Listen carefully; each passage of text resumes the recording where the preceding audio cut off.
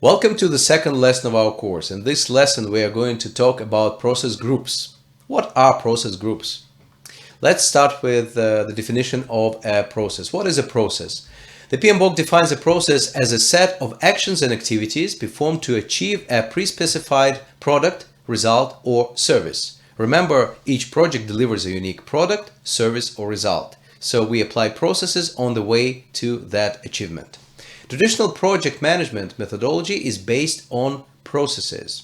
Each process has its inputs, what we have before we apply the process, what we need in order to apply a process, tools and techniques or best practices, how we apply the process, and outputs, the outcome of process application. What are process groups? So we have 49 processes according to the latest PMBOK. 49 processes, and they are logically broken into 5 process groups based on the purpose of process application. Let's have a look at those process groups. The first group is called initiating process group. It has processes performed to define a new project and to obtain authorization to proceed. Authorization to proceed is actually a very important milestone. When you have the authorization to proceed, it means that money is allocated to proceed with the project. Some organizations don't even assign project managers to projects before they have that authorization to proceed. In such cases, project managers only join projects after initiating has been completed. So they join and they start from planning. Planning process group includes processes performed to define and to refine the course of action on the project. Please note that it says here to refine. So planning means that we are not only planning all the activities at the very beginning of the project, we also refine and refine and refine. Planning processes are taking place throughout the entire project life cycle. We plan new activities, we adjust the previous activities, we apply changes if we need more time, if we need more budget, if we need to assign additional people to activity. Those are all planning processes.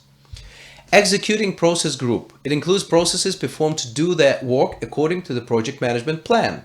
So as a result of our initial planning, we create the first version of our project management plan, and we enhance our project management plan throughout the project life cycle. And as we act on the plan, we perform processes that belong to the executing process group. Monitoring and controlling process group. It includes processes performed to make sure that things are on track and to determine if there are changes required. So monitoring and controlling also happens as we start acting on the plan. We see if we are on track. We see if we are on budget. Do we need to change anything? We're always keeping track of our activities. We see if we have any deviation from our original plan. Closing process group includes processes performed to finalize and to formally close the project. And I would say not only the project, but there's also sometimes we close project phases. So we close our planning phase, or we close our requirements phase, design phase for the project. So all those processes are part of the closing process group. Let's have a closer look at the dependency between project phases and process groups. Process groups are mistakenly perceived by some people as project phases. This is really true. I've seen so many cases when people think that project phases are initiating, planning, executing, monitoring, controlling, and closing. This is not true. Project phases on a waterfall project, as we learned, they are sequential. One phase ends, the other phase begins, most of the time. When it comes to processes, they happen at the same time. So we are going through planning, and in parallel we are executing some processes, and in parallel we are monitoring and controlling.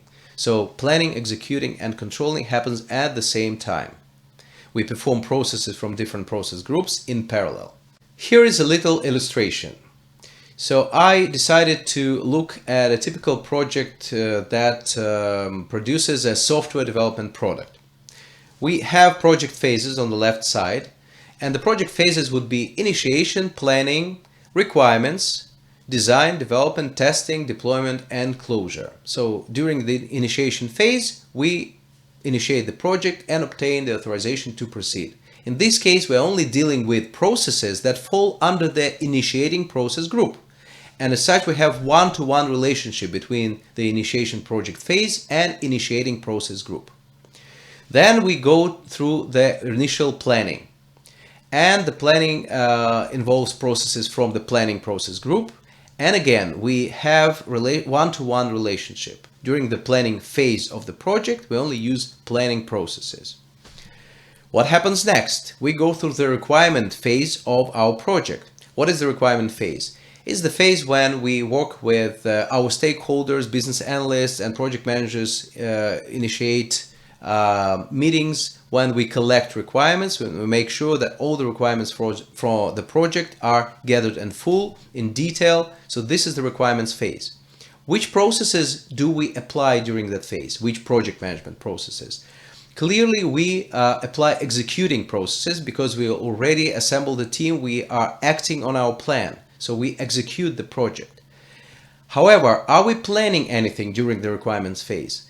Potentially yes, because as we go through the requirements, we find out that we need more time for implementation of certain requirement. New requirements come up. So we need to adjust our project management plan. So we engage processes from the planning process group. Do we monitor and control? Yes, we are making sure that our requirements gathering is not taking too much time and we are not spending too much money. This is just a simple example. So as you can see, we engage more than one process group in in requirements phase. Are we closing the phase? Yes, we are closing the phase at the end. So for the requirements, we have more than one process group involved.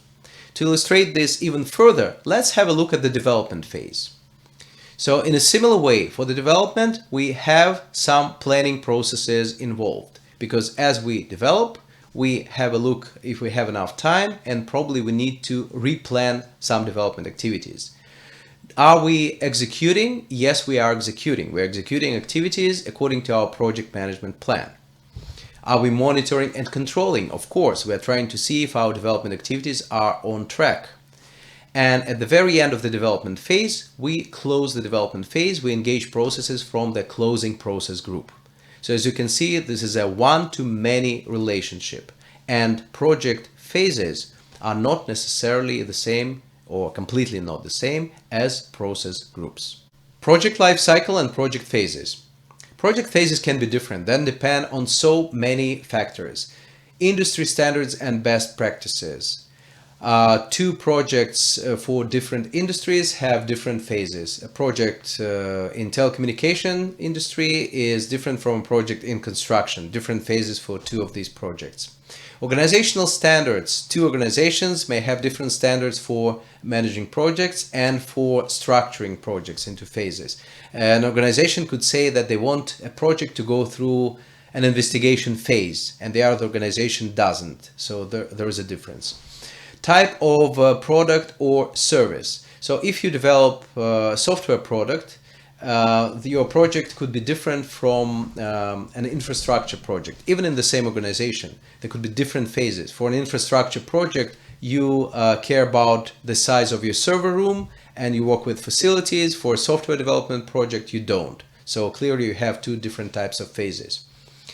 Project scope and environment. In some cases, you outsource your scope or part of your scope to a vendor. As a result, your phases could become different. Your project could be structured differently because you care about the milestone when you receive the final product or service from your vendor. Stakeholder requirements. In certain cases, stakeholders could impose additional phases on your project. For example, user acceptance testing or two rounds of user acceptance testing in some organizations requested by some stakeholders. Government regulations, compliance with government standards, compliance with security standards, security audits, all of those could add another phase to your project. Each project phase involves a number of corresponding project management processes to be performed, as we have seen, and some phases involve processes from more than one process group. This concludes our second lesson. Thank you very much for watching. See you soon.